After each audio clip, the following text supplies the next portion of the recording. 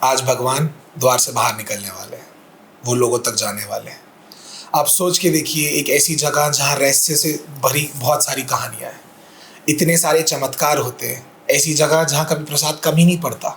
हाँ, मैं बात कर रहा हूँ जगन्नाथपुरी की, मैं बात कर रहा हूँ रथ यात्रा की। आज हम बात करने वाले हैं उस रहस्यमय, उस चमत्कार पूरे नज़ारे को सुनने के लिए, और आप बैठे हैं एंड आज हम बात करने वाले हैं उसके बारे में। आज हमारे साथ है ईशान शर्मा जी। तो सुनते हैं रथ यात्रा के बारे में कि उसकी जो चमत्कारी कहानियां हैं, उसके जो पीछे रहस्य है, उसके पीछे की जो असली जड़ें हैं, वो कहाँ से आ रही है। So welcome to Raipur podcast Ishan ji. बहुत बहुत धन्यवाद महादेव आपको। तो मैं जानना चाहूँगा कि सर, आप लोगों को पहले ये बताएं कि ये रथ यात्रा का कंसेप्ट चालू कहाँ से हुआ। देखिए, इसके पीछे एक कहानी है जो कि जुड़ी हुई है भगवान जगन्नाथ मंदिर के फाउंडेशन से, जिन्होंने उनको बनाया महाराजा इंद्रद्युम्न। उनकी वाइफ थी गुंडीचा। एक बार भगवान के मन में एक ख्याल आया कि यार, ये जो इंद्रद्युम्न राजा है, क्योंकि उसने अपनी पूरी, वो एक लौता राजा है, पहला राजा है जिसने भगवान की भक्ति प्रारंभ करने के बाद, भगवान के मंदिर निर्माण के बाद अपनी पूरी राजपाट त्याग करके भगवान की सेवा में लीन हो गया, जिसमें उनकी पत्नी ने भी कदम से कदम मिलाया। जिस समय में नीले ड्रम में आदमी मिल रहा है, उस समय वो अपने पूरा राजपाट त्याग के महारानी उनके साथ निकल चुकी थी। तो ये एक सीखने वाली बात है जो समाज और हमसे सीख सकता है। दूसरी बात जो आपका प्रश्न है, तो भगवान के मन में ख्याल आया कि यार, ये व्यक्ति कितना डेडिकेटेड है मेरे प्रति, कितना ज़्यादा पागलपन है। इतने समय हो गए इसको अपना पूरा राजपाट त्याग कर मेरे पीछे पड़ा हुआ है, मेरे मंदिर के सामने झाड़ू लगा रहा है, इसकी पत्नी मेरा वो भोग लगा रही है, खाना बना रही है, बेचारी बनिहारिन, जो छत्तीसगढ़ी में एक शब्द बनिहारिन, काम करने वाली बोलते, वैसे काम कर रही है। तो उन्होंने, भगवान ने उनको दर्शन दिया और कहा कि बस जो मांगना है मांग लो। तो अगर नॉर्मली आपके सामने भगवान आए और आपको बोले कि भाई तू मेरे से कुछ मांग ले, आप क्या बोलो? आप तो दुनिया भर की, ठीक है मेरे 1 मिलियन सब्सक्राइबर हो जाए, मेरे ये हो जाए, वो आप ये व्यक्ति रोने लग गया। लेकिन भगवान, मैंने अपना सर्वस्व आपके प्रति निछावर कर दिया, मैंने अपना घर छोड़ दिया, मैंने अपना राजपाट त्याग दिया, मैंने सब कुछ छोड़ छाड़ के मैं आपके द्वार पे बैठा हुआ हूँ, और आप कह रहे हैं कि फिर से कोई भौतिक चीज़ मांग ले? गजब हो आप भी। तो फिर भगवान ने कहा कि ऐसी बात नहीं है। राजा रोने लग चुके थे, उनको बहुत ज़्यादा अपने भक्ति ऊपर संशय होने लग गया था।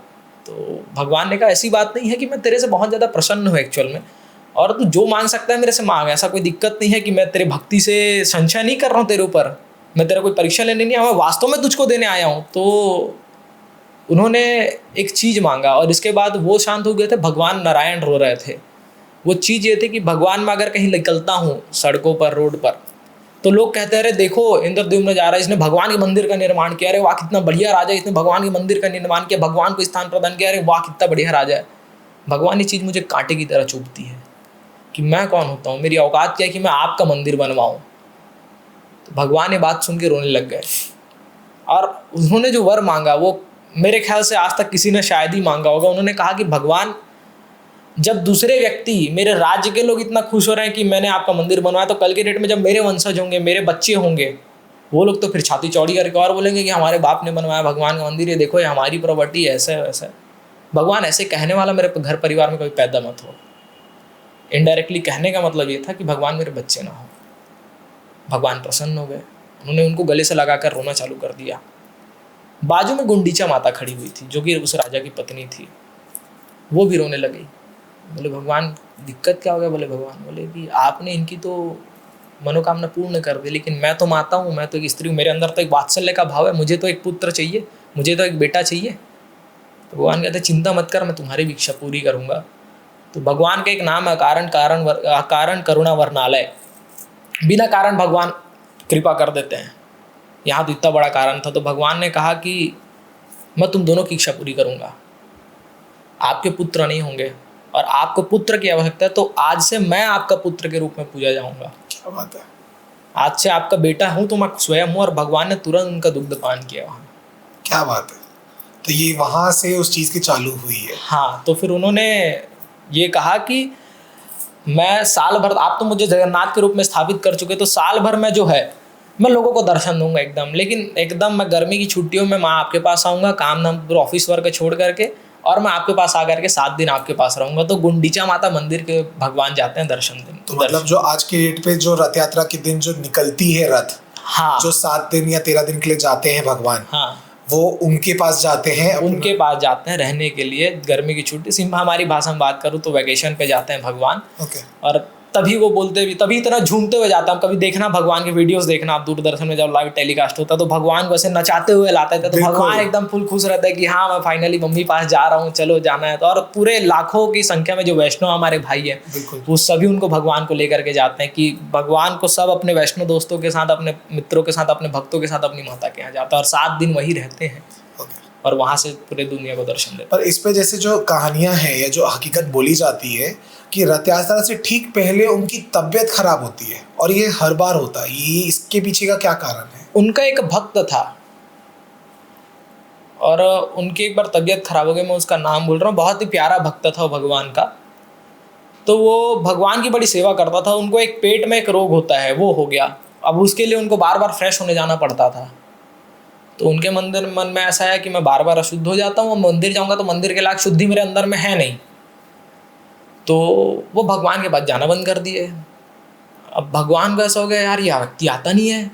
तो अब भक्ति का लेवल देखो कि वो व्यक्ति, हम लोग चाहते हैं कि भगवान हमको दर्शन नहीं दे रहा है और भगवान वहाँ टेंशन में बैठे हो यार ये दर्शन करने नहीं आ रहा है, तो भगवान को अपने भक्त की लालसा हो रही है। तो वो एक कहानी जुड़ी हुई है। तो वहाँ से भगवान उनके, फिर उनका भगवान ने उनकी सेवा की है उनके तबीयत खराब होने के बाद, तो फिर उस कारण से शायद भगवान की तबीयत खराब होती है। अच्छा। ये स्टोरी बहुत ही ज़्यादा प्यारी है लेकिन मुझे अभी रिकॉल नहीं हो रही है। कोई इशू नहीं है। तो जैसे अभी जब ले जाया जाता है रथ यात्रा में, रथ में लेके जाया जाता है, भगवान का सिंहासन तो इतना सोनों से चांदी से बना जा सकता है, पर तब भी उन्हें एक रथ में खींच के ले जाया जाता है, तो इसके पीछे का क्या कारण है? आप कभी भक्ति में बढ़ेंगे, ठीक है, तो भक्ति में नहीं, आप किसी भी चीज़ में बढ़े होंगे। आप किसी भी नए, आपने ये जो नया अपना व्यवसाय चालू किया है, पॉडकास्ट, आपने नया चैनल चालू किया है, आप यहाँ बैठे तो अपना नींद मार के बैठे होगे। फॉर एग्जाम्पल अगर मैं पढ़ रहा हूँ तो मैं अपना रील्स देखने का त्याग कर रहा हूँ, और मैं रील्स देख रहा हूँ तो मैं पढ़ने का त्याग कर रहा हूँ। बिल्कुल। मैं अगर घर का कुछ काम कर रहा हूँ तो मैं अपना प्रोफेशनल चीज़ का त्याग कर रहा हूँ, प्रोफेशनल चीज़ कर रहा हूँ तो फिर वो घर की चीज़ का त्याग कर रहा हूँ। Nothing is free in this world. तो आप किसी ना किसी चीज़ का त्याग करोगे तो फिर तो भक्ति है। तो भक्ति के लिए आपको बहुत सारी चीज़ों को त्याग करना पड़ता है। आप किसी भी भक्त, चाहे वो शिव जी की भक्ति करता हो, विष्णु जी की भक्ति करता हो, अगर वो 1 बजे भी सो रहा है, अगर उसको सुबह अपने पूजा करनी है भगवान की, 6 बजे उठ जाएगा, वो अपनी नींद का त्याग करके उठता है। तो जब भक्त इतना त्याग कर रहा है तो भगवान नहीं कर सकते क्या? एक पर्सपेक्टिव ये भी है सोचने का, एक दृष्टि से आप ये भी सोच सकते हो। दूसरी बात, लोगों जो मतलब एक विशेष समुदाय है जो ये कहता है कि यार भगवान पे दूध चढ़ाने की क्या ज़रूरत है, भगवान में इतना सोना चढ़ाने की क्या ज़रूरत है। तो ये वैसे लोगों को भी ये वैसे लोगों को भी दिखता है कि जो भगवान लाखों का सोना पहन रहा है, जिनके ऊपर चढ़ रहा है, वो रथ में बैठ के भी जाता है, एक लकड़ी का रथ, जो कि उसमें ना कोई गद्दा है ना कुछ है। बिल्कुल। तो ये एक दर्शन का, मैं एक दर्शन के माध्यम से बता रहा हूँ। ये मैं उतना कोर कहानी में नहीं जाना चाहता क्योंकि हमारे यूथ को आसानी से समझ आए। तो भगवान किसी चीज़ों पे डिपेंडेंट नहीं है। अगर मैं इस गद्दी पर बैठा हूँ, अगर तुरंत मेरे को लकड़ी का दे दिया जाना बैठने, तो मेरे अंदर में थोड़ा सा अनकंफर्टेबल है, यार अभी तो गद्दे में बैठा हुआ था, उछल रहा था, अभी ये हो गया। वो सब चीज़ों से प्रभु परे है। मटेरियलिस्टिक चीज़ों से भगवान बहुत ज़्यादा परे हैं। वो ये सब भौतिक चीज़ों से उनको देखने का नज़रिया है। और ये चीज़ आप अगर, लेकिन लोगन बोलेंगे फिर तो आप भगवान को जब भक्ति करते हो घर में तो उनके लिए बढ़िया गद्दा लगा, तो वो हमारे अंदर का भाव है। क्योंकि भक्ति मार्ग ये कहता है कि अगर आपको भगवान के साथ जुड़ना है, भगवान की भक्ति करनी है, तो आप सबसे पहले रिलेशन बिल्डअप करो भगवान के साथ। मैं मेरे घर में नर्मदेश्वर जी की पूजा करता हूँ, मैं शैव हूँ, मैं शंकर जी की उपासक हूँ, तो मैं मेरे बाबा से एक रिश्ता जोड़ के रखा हूँ भाई भाई वाला। अगर मैं मंत्र नहीं पढ़ रहा हूँ, नॉर्मली मैं खुल के बोलता हूँ, मैं जब बाबा के ऊपर दूध चढ़ा रहा हूँ, मैं कोई मंत्र का जाप नहीं करता साहब। मैं बस बात करते रहता हूँ, आज का दिन ऐसा जाना चाहिए, आप देख लेना। अब ऐसा लगा ना मेरे को खाना ना खाए थे कि नहीं। अच्छा, ये मेरे अंदर का हैबिट है। मैं रोज रात को जब अपने शिव मंदिर जाता हूँ, एक जगह, वहाँ जाके बताता हूँ कि मेरे साथ ऐसा ऐसा हुआ, आपका क्या रहा बताओ। खाना ना, मेरा आदत है, मैं 9:30-10 बजे मंदिर जाता हूँ। मेरे 2 जन दोस्त हम लोग रोज रात को मंदिर जाते हैं। मेरी एक आदत है, बाबा को पूछ लेता हूँ खाना ना मिला कि नहीं, बाजू में पार्वती माता के खाना ना दियो कि नहीं। तो आपको रिलेशन बिल्डअप करने की जरूरत है। जब तक आप संबंध नहीं जोड़ोगे आप किसी से, आप व्यक्ति से जुड़ नहीं सकते। जब व्यक्ति से नहीं जुड़ सकते तो भगवान की बात है। तो इस कारण पहले आप संबंध जोड़ना चालू करो भगवान से।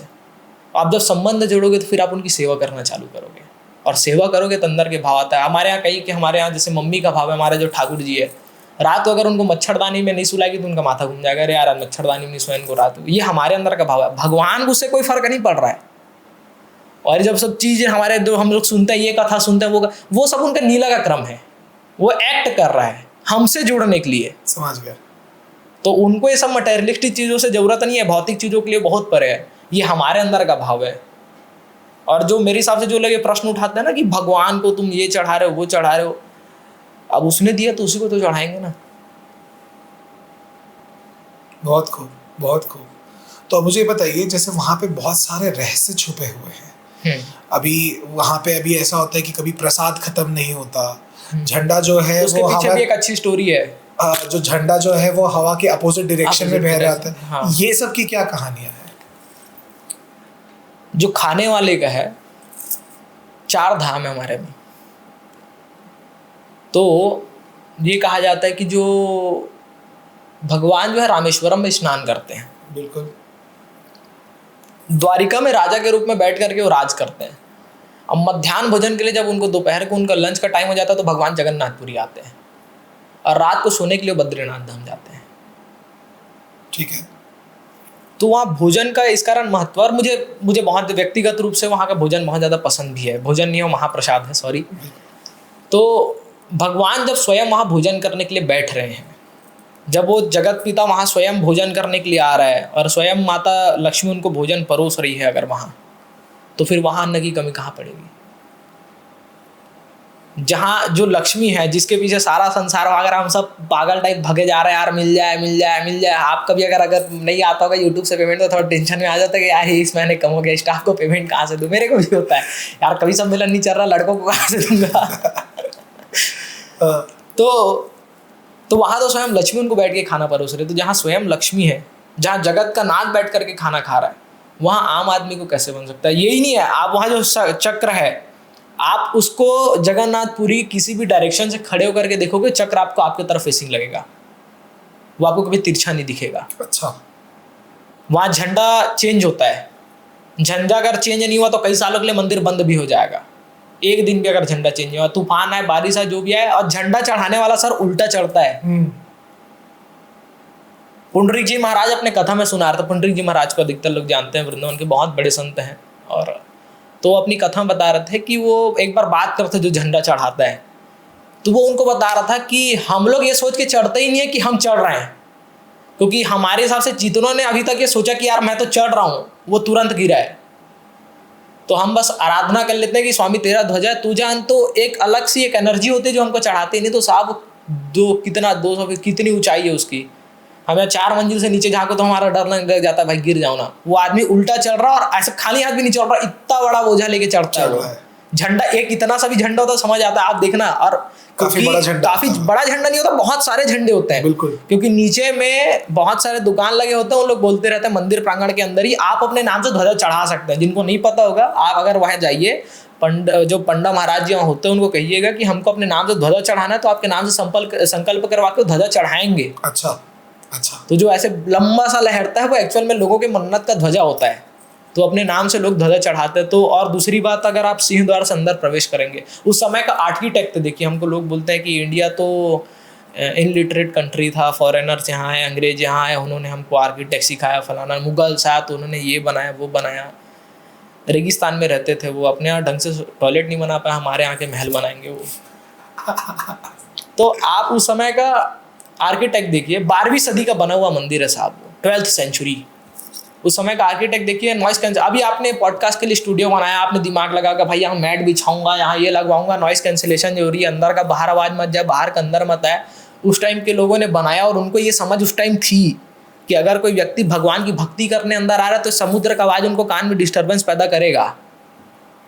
तो आप सिंह द्वार से अंदर जाएंगे, या तो इसको आप भगवान का चमत्कार बोल लीजिए, या साइंस मान के उस समय के आर्किटेक्ट लोग का बड़ाई कर ले। मैं तो ये ज़्यादा मानता हूँ कि हमारे भगवान ने इतनी शक्ति उनको दी कि उनके अंदर इतना दिमाग है, उन्होंने ऐसा बनाया। आप वहाँ अंदर जाइए, आपको समुद्र की आवाज़ सुनाई नहीं देती। बिल्कुल। गेट तक रहोगे आपको आएगी, सिंह द्वार के आप कदम अंदर रखिए, बिल्कुल आपको सुनाई देती। तो ये ऐसे बहुत सारे चमत्कार है। ये मतलब अभी वहाँ पे एक पिलर भी है, मुझे जितना याद आ रहा है, एक खंबा है जिसको कोई आज तक हटा नहीं पाया, वो रखा हुआ है। पिलर एक है, पत्थर एक है, पत्थर एक है। हाँ, उसको हटा नहीं पाया हाँ है। जी हाँ जी हाँ जी। और कई लोग मन्नत पूरी करने के लिए वहां से धक्का भी देते हैं, जहां तक मैंने सुना है लोकल लोगों से, बिल्कुल। उसको धक्का भी देते हैं, बट वो हटा नहीं पाया है। सेम ऐसे ही आपको केदारनाथ में मिलेगा। जब फ्लड आया था बिल्कुल। तो एक छोटा सा पत्थर, भीम पत्थर जिसको बोला जाता है, वहां रखा हुआ है। बिल्कुल। वो केवल उस पत्थर जिसने के मंदिर को पूरा पूरे पानी थार से को काट दिया। करेक्ट। तो ये सब देखिए, किसी भी कारण से शंकराचार्य, जो पूरी पीठाधीश्वर शंकराचार्य जी महाराज है, वो कहते हैं कि आप जो ये चीज कर रहे हो पूर्ण रूप से निर्धारित है पहले से। बिल्कुल। ये सारी चीजें पहले से सब लिखी हुई है, सब लिखी हुई है। ये उसकी मर्जी के बिना नहीं हो सकता है। वो चाहे कल उसे वो पत्थर फेंका भी जाएगा। तो ये सारी चीजें जो हैं, ये वो बस नीला करता है। उसका केवल सिंपल सा खेल है, उसका फंडा सिंपल सा उसका, कि अट्रैक्शन बना रहा है। अब जैसे हम बात कर रहे हैं, हम लोगों को पता चलेगा यार ऐसा पिलर है, तो इसी बहाने भगवान का दर्शन करने तो जाएगा। तो देखिए चीजों, ये जो धार्मिक चीज है ना, ये अलग अलग नजरिए से आप देख सकते हो। और मेरे हिसाब से हिंदुइज्म की, सत्य सनातन धर्म की यही ब्यूटी है कि हम एक फ्लेक्सिबिलिटी लोगों को प्रोवाइड करते हैं। कि मतलब आप दूसरा ऐसा कोई रिलीजन बताओ जिसमें भगवान को ऐसे बोल रहा होगा कि आज मैं तेरे को भोग नहीं लगाता, तू मेरा काम नहीं किया। आप कभी हमारे बनारस आओ, ऐसे साधु गंगा जी से निकलता नहा करके, ऐसे लोटे में जल लेगा, शिवलिंग दिखेगा, जा खुश रहे।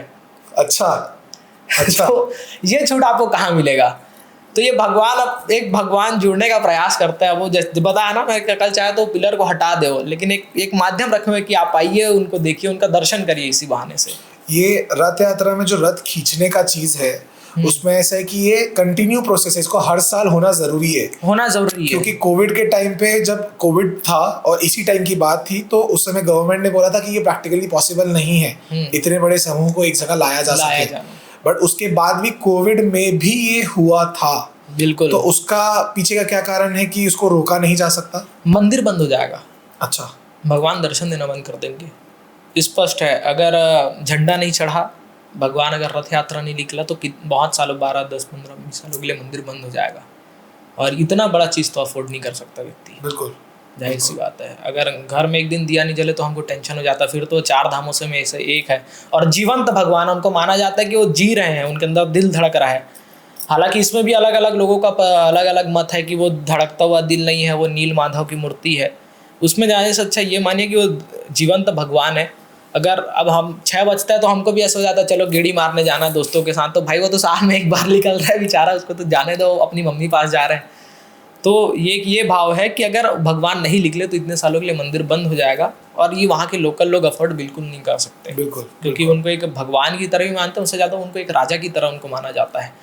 तो वो बहुत ज़्यादा इम्पोर्टेंट सेरेमनी है, बहुत ज़्यादा, उसको बिल्कुल टाला नहीं जा सकता। इसी कारण भक्त स्वयं उनको खींच करके ले जाते हैं। और बताइए ना, उसके बाद कितने लोगों को कोरोना हुआ? बिल्कुल, कोई फिगर्स नहीं है, कोई फिगर्स नहीं है। जब अरे काम उसका है साहब, तो हम कौन होते हैं? कभी आपने एक्सपीरियंस किया जाके रथ खींचने का? उतना हिम्मत नहीं, एकदम ऐसे ही छोटा सा उतना हिम्मत वाली बात नहीं, उसका मन नहीं हुआ होगा ओके कि आ जा भाई खींच ले। वैसे मैं अगर ईमानदारी बताऊं, लोग मेरे को इस मामले में गाली दे सकते हैं। कोई भी त्योहार में, फॉर एग्जांपल अगर रायपुर का झांकी है, हमारे यहाँ गणेश जी की झांकी बहुत बड़ी निकलती है। बिल्कुल। अगर मैं बहुत डरता हूँ भीड़ में जाने से। अच्छा। बहुत बचता हूँ। अब मेरा सिंपल सा फंडा, अगर कोई तीर्थ अगर आप जा रहे हो, वहाँ का प्रॉपर फेस्टिवल है, बिल्कुल मत जाओ। अच्छा। जा क्यों रहे हो? अगर मैं जा रहा हूँ, मैं अगर फॉर एग्जांपल मैं जगन्नाथपुरी जा रहा हूँ, मैं क्यों जा रहा हूँ? जगन्नाथ स्वामी के दर्शन हो। मेरे को पता है भीड़ में अच्छे से होने नहीं है, तो मैं क्यों जाऊँ? भाई तू मना ले त्योहार अपना, मैं आराम से आऊँगा आपका दर्शन करने। तो मेरी पहली प्राथमिकता होती है कि भगवान का मैं दर्शन करूँ। बिल्कुल।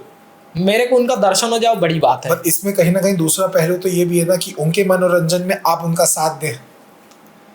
अगर आज के डेट पे अगर आप उनके मनोरंजन के वक्त में उनके साथ जा रहे हैं, तो पहले उसको जिगर देना पड़ेगा उतना कि भाई तू आ जा।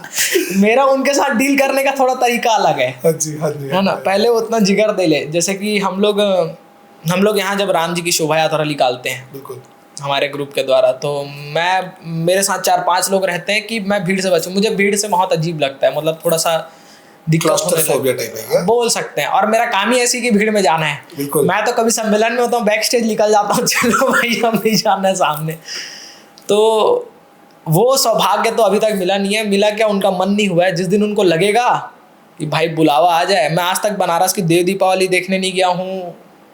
मैं नॉर्मल बहुत सारे कम फेस्टिवल देखने गया हूँ मैं। हाँ, लेकिन मैं यहाँ हमारे लोकल जो हमारे यहाँ जो शंकर नगर से निकलता है, हाँ जी। सदर से निकलता है, बिल्कुल। हमारे यहाँ लाखे नगर में तरफ एक मंदिर है बहुत पुराना जगन्नाथ जी का, वहां से निकलता है। तो ये तीनों जगह की दर्शन मैंने किया और यहाँ से मैंने रस्सी खींचा है जरूर। लेकिन अब वहाँ का बुलावा नहीं है, वो कब बुला रहे हैं वो जाने। ओके, तो इस पे जैसे आप काफी विचारधारा आपकी जो है वो गिविंग टू द सोसाइटी वाली फैक्टर है। आप एक कवि है, आप वीसीसी का पार्ट भी है, एसएसवी है वो, SSV, I am so sorry, आप एसएसवी का भी पार्ट है। तो उसके बारे में मुझे बताइए कि एग्जैक्टली वो करता क्या है एसएसवी ग्रुप? हाँ जी। एसएसवी ग्रुप का फुल फॉर्म है सनातन सेवा वाहिनी। हम जब इसका गठन कर रहे थे तब हम लोग क्लास 11-10 में थे। तो एक होता है ना जो जय श्री राम वाला एक जो होता है, तो उसमें हम लोग ने इसका नाम रख दिया था सनातन सुरक्षा वाहिनी। जस्ट 1 साल बाद हमने कनेक्ट किया कि भाई हम होते कौन है सनातन की सुरक्षा करने वाले। हमारा हिम्मत ही क्या है कि हम धर्म की रक्षा कर सकते हैं, धर्म हमारी रक्षा कर रहा है, तो हम केवल सेवा कर सकते हैं। तो हमने इसका नाम रखा सनातन सेवा वाहिनी एसएसवी ग्रुप। रायपुर में अलग अलग छोटे छोटे स्लम एरियाज़ हैं जहाँ हमारे कुछ जो भाई हैं वो नशा पत्ती में लग जाते हैं।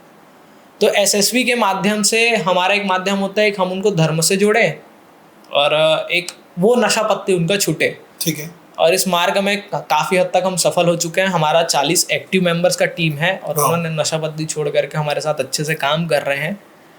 ऐसा नहीं कहता पूर्णतः छोड़ दिए कई लोग, लेकिन कई लोग प्रयासरत हैं, वो छोड़ दिए हैं। और दूसरा, हम लोग साल में छोटे छोटे ऐसे इवेंट्स करते रहते हैं जो अलग अलग सामाजिक क्षेत्रों में, जैसे कि छोटे छोटे आपने देखा होगा रामायण जो ग्रुप्स होते हैं, माताओं बहनों का ग्रुप होता है जो जा करके गांव गांव गली गली में रामायण करता है। हम उनको सम्मानित करने का प्रयास करते हैं कि वो निस्वार्थ भाव से गली गली गांव गांव जा करके वो रामायण की प्रचार कर रही है, राम जी का प्रचार कर रहे हैं।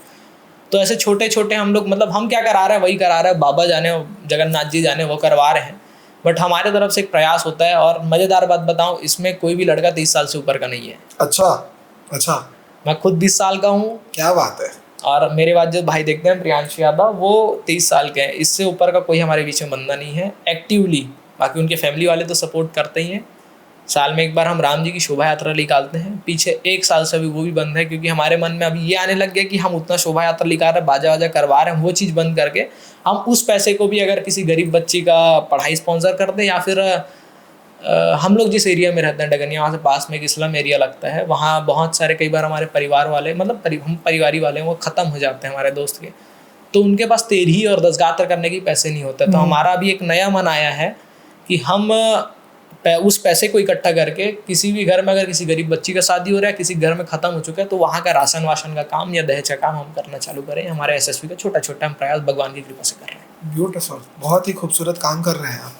और किसी को अगर इसमें जुड़ना हो या डोनेशन देना हो या साथ देना हो तो कैसे क्या क्या किया जा सकता है? देखो, डोनेशन हम लेते नहीं है, पहली बात एकदम खुल के बता रहा हूँ मैं। हम लोग वही डगनिया के अंदर में हम लोग चंदा ले लेंगे, लोगों से ले लेंगे, लेकिन ऐसे बड़े स्तर में हमको डोनेशन वोशन की जरूरत नहीं। भगवान जितना दे रहा है वो कर दे रहा है। अगर आपको जुड़ना है हमसे, अगर आपको रिटर्निंग बने, एसएसवी ग्रुप का पेज है सनातन सेवा वाहिनी। मेरा पेज में आप किसी भी में ईशान विद्युत जो मेरा पेज है उसमें किसी भी में आप जा करके आप सीधे आप डीएम कर सकते हैं कि हमको एसएसवी ग्रुप ज्वाइन करना है, आपको टीम से रिप्लाई आ जाएगा। बहुत ही खूब, बहुत ही खूब। तो अभी आपका आने वाले वक्त में क्या विचार है इस चीज़ों को लेके? केवल एसएसवी को लेकर के कि पूरे धर्म, सारे धर्म को लेके भी और एसएसवी ग्रुप को भी लेके?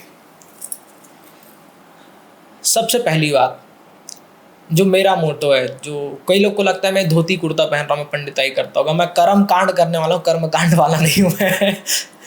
तो बात ऐसा है कि किसी भी राज्य को अगर आपको ख़त्म करना है, किसी भी देश को आपको ख़त्म करना है, आप उस देश की संस्कृति मिटा दो। खासकर इंडिया की बात हो, इंडिया पैसे के मामले में वर्तमान समय में उतना समृद्ध नहीं रहा है। ईशान एक समय के में होता था, सोने की चिड़िया कहा जाता था, उसको लूट लिया गया। हम टेक्नोलॉजी के मामले में उतना आगे वेस्ट से तो नहीं है, ये फैक्ट है। एक चीज़ हमारे पास बहुत तगड़ी है, सांस्कृतिक विरासत। नरेंद्र मोदी जी अपने लाल किले में भाषण दिया, पंचप्रण की बात की, उन्होंने सांस्कृतिक विरासत को सहेजने की बात की, जो मेरे हिसाब से बहुत ज़्यादा इंपॉर्टेंट है। किसी भी कंट्री को ख़त्म करने के लिए आप उसके कल्चरल चीज़ों को ख़त्म कर दो, संस्कृति खत्म, वो देश ख़त्म हो जाएगा। खासकर इंडिया, क्योंकि इंडिया विविधताओं में एकताओं का देश हम कहते हैं। बहुत सारे हर 10 किलोमीटर में भाषा बदल जाती है, हर 10 किलोमीटर में संस्कृति बदल जाती है। तो इस देश के अंदर अगर सबसे ज़्यादा अगर हम किसी मामले में धनी हैं तो वो संस्कृति के मामले में है। आप पास्ट उठा करके देखिए, मैं ब्राह्मण हूँ इस कारण ये बात नहीं कह रहा हूँ, मैं कोई कम्युनल व्यक्ति नहीं हूँ। पहले समय में जब मुगल्स है, उन्होंने सबसे पहले मंदिरों और ब्राह्मणों को क्यों टारगेट किया? क्योंकि ब्राह्मण एजुकेटर क्लास था, वो सामने वाले को संस्कृति प्रदान करेगा, वो अपनी विद्या सामने वाले को देगा, वो सिखाएगा। और ये सब कथा कथित बातें हैं साहब कि शूद्र वर्ग को शिक्षा का अधिकार नहीं था। नालंदा सबसे बड़ा विश्वविद्यालय था, वहाँ जो गेट कीपर खड़ा है वो शूद्र वर्ग से होगा, जाहिर सी बात है, बिल्कुल गेट कीपर है। किसी भी अगर स्कॉलर को अगर नालंदा में एंट्रेंस चाहिए तो सबसे पहले उससे डिबेट करता था, शास्त्रार्थ जिसको कहता था। तो फिर आप किस आधार पर कह सकते हैं कि शूद्रों को शिक्षा का अधिकार ही नहीं था? बीच में मध्य वर्ग में मैं निश्चित रूप से मानता हूँ कि बहुत बड़ी गलती रही, विप्र वर्ग इस देश का भ्रमित हुआ, और इसमें अंग्रेजों का भी बहुत बड़ा हाथ रहा कि उन्होंने हमारी संस्कृति को मिटाने का प्रयास किया। जो मैं कहना चाह रहा था, तो उन्होंने मंदिर को खत्म किया। पहले मंदिर केवल दर्शन का केंद्र नहीं होते थे। आप कभी चर्च गए? मैं गया हूँ। हर संडे वहाँ गेट टुगेदर का एक प्लान होता है। बिल्कुल। डीडी नगर के आसपास एक चर्च है, पूरे फैमिलीज वहाँ आएंगे, गेट टुगेदर होगा संडे को, वो गेम्स खेलेंगे, वो खेलेंगे। ये बहुत अच्छा प्रोसेस है। आप जाइए किसी चर्च में, आपको सीखने की ज़रूरत है। वहाँ आपस में मिलाप होता है, हम अपने क्या बोलते हैं, अपने विचारों का एक दूसरे से आदान प्रदान करेंगे। वहाँ बच्चे आपस में मिलते हैं, खेलते हैं, हम कल्चर का आदान प्रदान करते हैं। समझ गए मेरा कहने का मतलब, आप समझ रहे होगे। तो वो अपने विचार एक दूसरे से, हम हफ्ते में एक बार मिलते हैं, अपने से एक बात करते हैं। सेम फंडा पहले मंदिरों का होता था। मंदिर इकोनॉमी होती थी। ओके। किसी भी राजा का पूरा मंत्रिमंडल उस मंदिर के अंदर बैठता था। अच्छा। वहाँ उसकी सभा लगती थी। मंदिर के अंदर गुरुकुल चलते थे, जहाँ बच्चे पढ़ते थे। मंदिर के अंदर भोग प्रसादी की व्यवस्था होती थी, जहाँ लोग जाकर के खाना खाते थे। मंदिर के अंदर गेट टुगेदर। तो मंदिर इकोनॉमी होती थी, केवल मंदिर दर्शन का केंद्र नहीं है। ये हमारा दुर्भाग्य है कि आज केवल हम मंदिर दर्शन के लिए जा रहे हैं। पहले मंदिर केवल दर्शन का केंद्र नहीं था, मंदिर एक इकोनॉमी रन करता था। पूरे राज्य को चलाने का शक्ति एक मंदिर के हाथ में होता था। बिल्कुल। क्योंकि शुरू से जो राजा रहे हैं वो उन्होंने भगवान का प्रतिनिधि माना अपने आप को, वो भगवान के प्रतिनिधि बन करके काम किए हैं। इसका बहुत बड़ा एग्जांपल जगन्नाथ मंदिर भी है। उन्होंने भगवान का अपना वंशज मान के, भगवान के प्रतिनिधि मान करके उन्होंने राज किया। तो मंदिर का, तो मैं जो कहना चाह रहा हूँ, तो उन्होंने आया, मुगल्स ने आया, पहले मंदिरों पर अटैक किया, मंदिरों का सोना लूटा, ब्राह्मणों को मारा, उनको खत्म किया, हमारे कल्चर को मारने का कोशिश किया। जब अंग्रेज आए, सेम चीज़ उन्होंने भी किया। अभी हम जो एजुकेशन सिस्टम में पढ़ रहे हैं, जब स्कूल जा रहे हैं, इसको मैकॉले शिक्षा पद्धति कहते हैं। अच्छा। मैकॉले एक बहुत ज़्यादा ब्रिटिशर स्कॉलर थे। वो आए, उन्होंने देखा कि यार जितने गांव नहीं उससे ज़्यादा तो गुरुकुल है। तो भाई इन पे आप राज कैसे करोगे? इनका तो एजुकेशन सिस्टम बहुत स्ट्रांग है, गुरुकुल खत्म करो। अपनी शिक्षा पद्धति लाई, स्कूल सिस्टम आया, कॉन्वेंट स्कूल आया, ये कल्चर आया, उसके बावजूद ख़त्म नहीं कर पाए। तो हमारा मोटो ये है, मेरा मानना ये है कि आप दुनिया में कहीं भी हो, अपने संस्कृति से जुड़ के रहो। मेरा मानना है जब तक एक भारतीय, मैं हिंदू शब्द का प्रयोग नहीं करूँगा, क्योंकि हिंदू कोई धर्म नहीं है, हिंदू एक लाइफस्टाइल है। आप सुबह उठते हो, सबसे पहले स्नान करते हो, प्रसाद खाते हो, मतलब घर में खाना खाते हो, जाते हो, भगवान के आगे माथा टेकते हो। ये एक लाइफस्टाइल है, हिंदू एक जीवन पद्धति है, कोई धर्म नहीं है। क्योंकि धर्म, कई लोग बोलते हैं कि यार ये धर्म खत्म करने आया। धर्म बनाने वाला वो है, ठीक है। साइंस में एक अच्छा फॉर्मूला है, a matter can not be created, a matter can not be destroyed. नवमी में पढ़ा था हमने। सेम सीन धर्म का है। धर्म को कोई बना नहीं सकता सर, धर्म कोई खत्म नहीं कर सकता। सनातन शब्द हम जो कहते हैं, सनातन का मतलब है जिसका ना कोई प्रारंभ, जिसका ना कोई अंत, वो धर्म है। धर्म का ना कोई प्रारंभ है, जिसका ना कोई अंत, ये केवल भगवान के हाथों में, ये मानना चाहिए। ठीक है। तो हम और आप होते ही कौन है कि धर्म को खतरा, हम हमारी संस्कृति को खतरा है, हमारी लाइफस्टाइल को खतरा है, हमारे धर्म को खतरा नहीं है। तो हमको अपने कल्चर को बताने की जरूरत है। आज बहुत ज़्यादा दुर्भाग्य है जो जेनजी कल्चर आया है। मैं भी 2005 की पैदाइश हूँ लेकिन ये बहुत ज़्यादा दुर्दायी है हमारे लिए। अगर आप मानो तो दवा दारू कहा जाता था, लेकिन दारू आज के डेट में नशा बन चुका है और वो बहुत ज़्यादा आम बना दिया गया है लोगों के लिए। ये बहुत ज़्यादा मेरे हिसाब से खतरा है। तो मेरा कहना ये है कि भाई आप अपने कल्चर से जुड़ के रहो। मेरा जो प्रयास है, मैं जो धोती पहन के मंचों पर जाता हूँ, मैं भी जींस शर्ट पहनता हूँ, सब मेरे कोई परहेज नहीं है, लेकिन मैं जब मंचों पे होता हूँ तो मेरा ये मानना रहता है मैं जिस कल्चर को बिलोंग करता हूँ, जिस कम्युनिटी को बिलोंग करता हूँ, मैं उसको रिप्रेजेंट करूँ। मैं क्यों गर्व के साथ, अगर मैं चोटी रखता हूँ तो मैं क्यों नहीं शर्म, मैं अब सब सिंपल, हमारा कोई मुस्लिम भाई है, वो अगर टोपी पहन के जा रहा है तो गर्व के साथ जाता है। बिल्कुल। अगर हमारा कोई क्रिश्चियन भाई है तो क्रॉस गर्व के साथ पहनता है। सिख कम्युनिटी केश रखती है, आज भी पगड़ी पहनती है, तो हम क्यों शर्माते तिलक लगाने से? बहुत खूब कहा आपने। तो पहले आप अपने कल्चरल चीज़ों को बचा लो। आप दूसरे के यहाँ जाओगे, जाहिर सी बात है सर, कितना भी प्रैक्टिस कर लो, खुद के घर का ही खाना बचता, दूसरे घर का नहीं बचेगा सारी। तो मेरा प्रयास है शुरू से, मैं अपनी कविताओं के माध्यम से, एसएसवी के माध्यम से, सारी चीज़ों के माध्यम से यही है कि हम अपने संस्कृति को बचा लें, अपने कल्चर को बचा लें, तो ऑटोमेटिक चीज़ें अच्छी होती जाएगी। बहुत खूब। तो हमारा प्रयास ये है कि कल्चर को बचाना है। आप जैसे काफ़ी रिनाउंड कवि है, काफ़ी कवि सम्मेलन आपने किया हुआ है। सब बाबा की दया है, अपना क्या है। मैं चाहता हूँ दर्शकों को आप अपना एक छोटा सा उसका अंतरा बताएं या कुछ एक पार्ट बताएं। कविता सुनाने के। हाँ जी, एक कविता सुनाएं।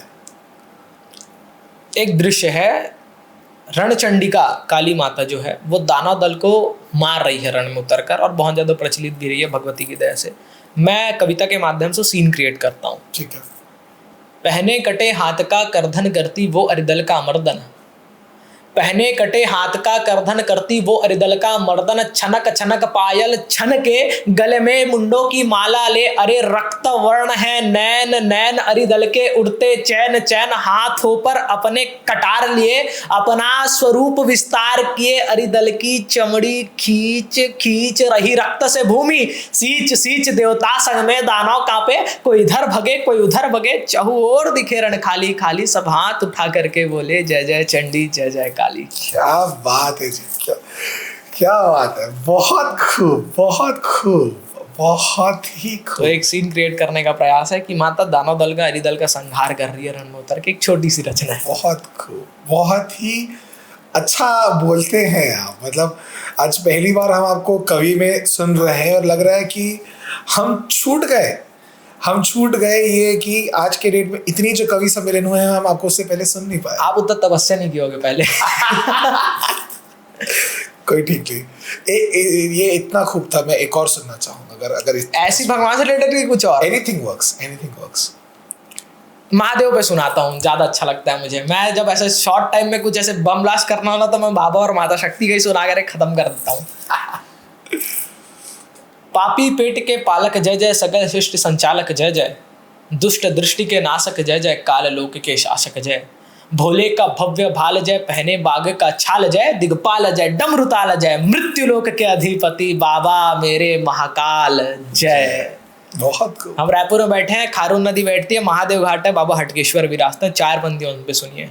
परमेश्वर महेश्वर जय जय, अनिश्वर गिनीश्वर जय जय, कृपा निधि अविनाशी जय, कैलाश बसे कैलाशी जय, नाथों के नाथ नाथेश्वर जय, कालों के काल कालेश्वर जय, विश्वेश्वर जय, शेषेश्वर जय, रायपुर महादेव घाट बसे बाबा मेरे हटकेश्वर जय। मुझे ऐसे मजा आता है, भगवान अगर कुछ कर रहे हैं तो उनका सीन क्रिएट करने का। अब जैसे शंकर जी तांडव कर रहे हैं तो मैं मन में आया कि हमेशा हम लोग ने सोचा है कि शंकर जी गुस्से में तांडव करता, अगर बाबा प्रसन्न होकर के तांडव कर रहे हैं तो कैसे करेगा। तो कि भस्म को लपेट बाबा शिव शंकर, अंग अंग जटा वटा, खोल खाल बहत शीश से है गंग, अर्ध चमक रहा बिखेर रहा अलग रंग, डम डम डम डम डम डम डम डम डम डम डमरू की ताल लिए, भूत प्रेत संग सुर नर मुनि सब देख रहे नेत्र खोल, तल अतल पताल क्या डोल रहे सभी लोग, माथे त्रिनेत्र सोहे बांधे कमर बाग छाल, महातांडव मचा रहे हैं मेरे महाकाल, ब्रह्मा वेद मंत्र गाए, नारद दे वीणा तान, विष्णु शंखनाद करे, देवलिए मजिरझान, गंधर्व यक्ष लिए वाद यंत्र भिन्न भिन्न, ढोलक मृदंग ताल धाद धिन्न धाद धिन्न। क्या बात है, बहुत खूब, मतलब अमेजिंग बहुत ही। तो मेरा यही रहता है कि भगवान जब कोई कुछ भी कर रहा हो तो मैं ज़्यादा तो रिलेट ही नहीं से कर पाता हूँ, तो मैं यही लिखने का प्रयास करता हूँ। बड़ा मजा आया ईशान भाई आपसे मिलके, आपसे बातें करके। बहुत शुक्रिया यहाँ आने के लिए, जगन्नाथपुरी के बारे में बताने के लिए, आपके कवि सुनने में, और आपके जो ग्रुप है जो बहुत अच्छा काम कर रहा है सोसाइटी को लेके। तो बहुत धन्यवाद यहाँ आने के लिए। बहुत धन्यवाद आपको बुलाने के लिए। Thank you so much.